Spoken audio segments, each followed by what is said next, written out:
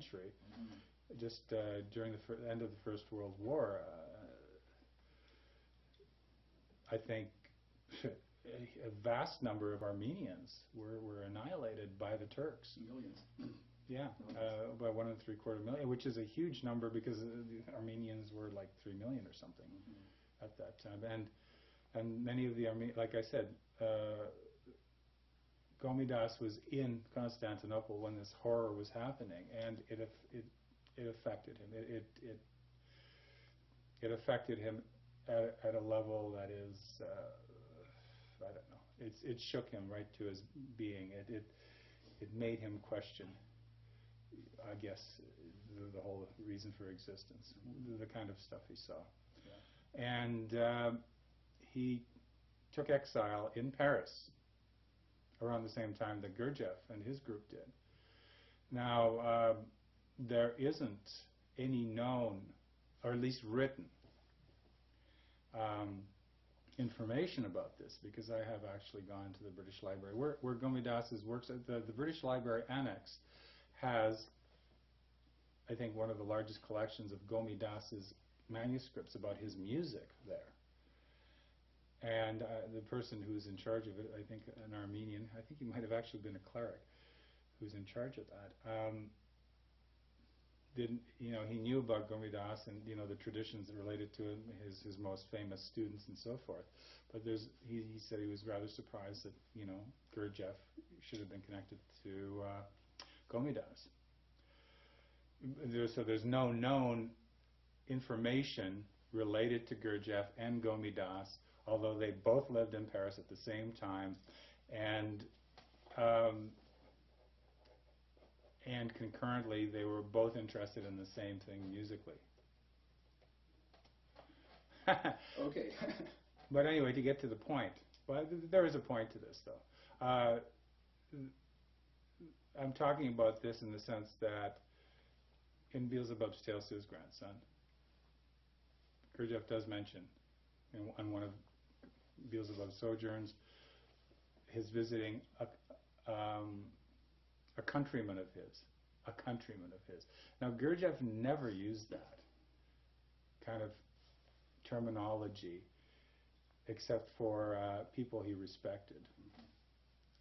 And this person happened to be an alcoholic that he couldn't cure.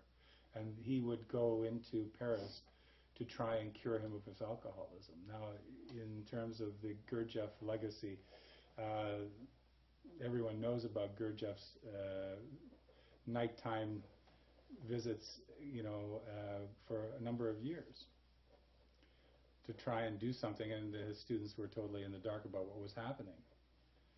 Apparently, from some other sources, apparently the maid who looked after Gomidas, it was seen, like Gurdjieff was seen to be visiting Gomidas.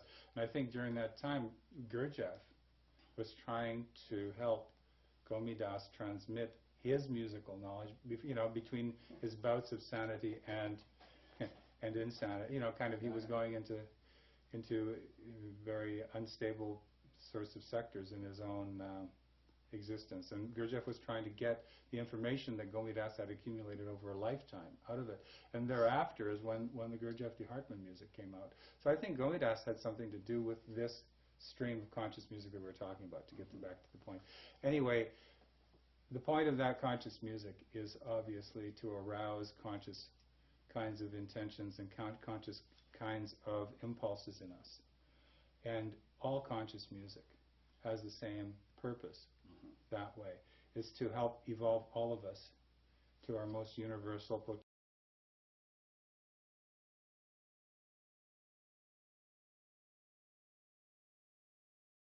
potentials. If healing is necessary, yes.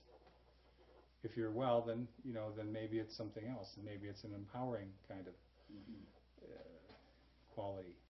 But in every context, it is attempting to benefit both the player and the listener, the hearer of that work. Yes. So it's a partnership between the two, really, a symbiotic relationship.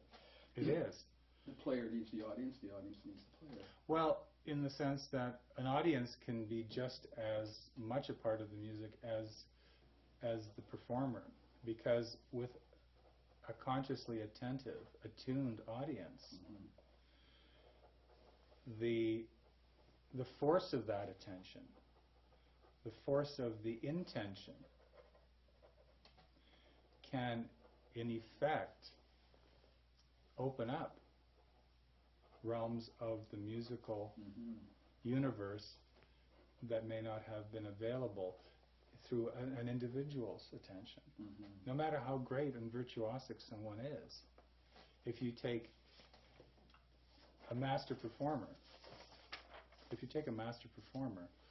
and you have them, just meditating and working on a piece by themselves, yes, that can be a very pure and direct kind of interbeing interface with, let's say, the universal through the instruments that they're playing. But if you have, let's say, 1,000 people, 1,000 human beings who are fully attentive and paying attention to the universal, whatever it might be. Let's say tonight we're going to pay attention to the absolute justice and impartiality of the universe. And everyone is focused on that, as in a group meditation. And then the player is taking that combined force of attention and also his skill and mastery of the instrument, and then is converting that into the musical language that comes through that. Then you might have something that has never ever existed before. I mean, to get 1,000 human beings who can do that at one time as an audience itself would be remarkable. But that is, I think, in effect, what conscious music can do. It can bring all of us together into a unified beingness, into a being that is capable of helping us develop. Yes. What are your impressions of that? I agree. Are you okay with the term sacred music or transformational music? Are they synonyms? I think so. I mean, some people might have a charge on sacred because it might relate to religious. But I think sacred has to do with just the unitive nature of reality. And it's sacred music really is, in a sense, devoid of any fear. Yes. It's open and capable of transcending itself somehow. There's an aspect of transcendence in conscious music. So transcendental music might be another term. That is true. Yeah, I mean, true transcendental music, not just the word, not just some pomposity, right? But real transcendental music delivers that. It makes it possible. It generates a field of, you might say, an opening for anyone who's present for it to transcend their current state, their current way of being. And in that way, it's a very, very potent, it can be a very potent means of transformation for humanity. I wish it were possible. I wish it were possible for more human beings to learn about the nature of conscious music. And of course, I wish there were more competent teachers or teachers of that or purveyors of that who would be able to pass on this form. And it's the same for any kind of art form, but I'm not just talking about music, but art itself and everything else. Theater. Conscious art in Yes. general. This leads me to my next question. How does this differ from New Age music, which a lot of people basically feel is somehow spiritual and may not be so? Well, I can't You know what I mean by new I age do music. I do know what you mean, and I've It's actually often had I have very had pretty direct I sometimes. have definitely had contact with it. Yes. I think the intention of it is all right. I think New Age music, so-called, um, has the intention to awaken human beings in some way. Mm-hmm. But I think a lot of the time the impulses or the grounding, the musical grounding of the individuals playing it, for example, isn't fully developed. I've definitely heard many players who are not excellent players, if you will. You know, I mean, they're not very high-level players in terms of In a technical manner. in a technical way, yes. Uh-huh. They don't have the musical range Yes. that would be useful to have in that realm. Mm-hmm. I do know of some New Age players who are that, but they're actually quite a rarity. A lot of the time, it's based on how one feels, and it's a lot of it is very subjective, to be truthful. Yes. And it does maybe have the benefit of relaxing you, Mm-hmm. but I think with conscious music, that's only a very preliminary element of it. Mm-hmm. You know, there's much more to conscious music than that. Yes. I mean, you may want to relax someone into openness, but you also don't wish for anything unconscious to just enter into into your state, if you will, or into your meditation while you're there. Mm-hmm. And so I think conscious music takes all of those factors into account. It opens you up, but it also basically dissolves everything that would be of any kind of negative detriment to you or to anyone else. And so there's a real responsibility to conscious music. Yes.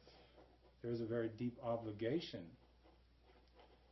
in those performers that I have met who are of that level and who are of that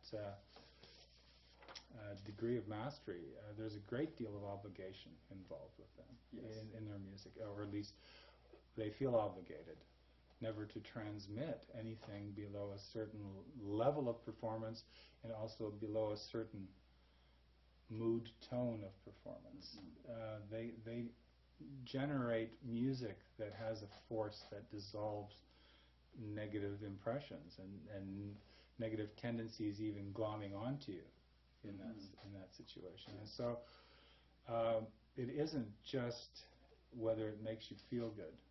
It's more than that. Right. It's got to do with whether it will help you genuinely evolve in essence. Mm-hmm. Not just psychologically, but essentially. Mm-hmm. And by essentially, I mean something that will survive or go beyond even death itself. And right.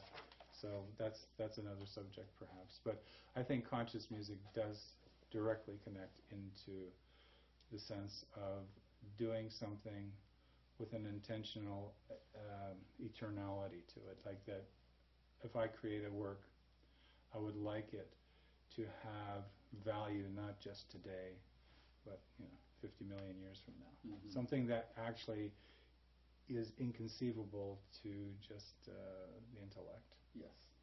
Yes. So touches the whole human being. Exactly. What about the importance of the setting and the environment when this music is played? Do you have anything to say about that? I noticed in the concerts that Deborah and Lubomir perform, the setting is very carefully developed. Yeah, so I think in terms of lighting and the color, the texture. Even the arrangement of chairs. That's right. Everything, yeah. Well, that all contributes, I suppose. It's like if you go into a restaurant and you have a sumptuously laid out feast with beautiful tablecloths and beautiful cutlery and silverware and all the rest of it, and the spacing of the seats and how people are, who is sitting next to whom. It's developed in a conscientious way. I mean, that kind of setting just opens up possibilities in a way that kind of like a feng shui Mm-hmm. of creating a space. Well, that's exactly what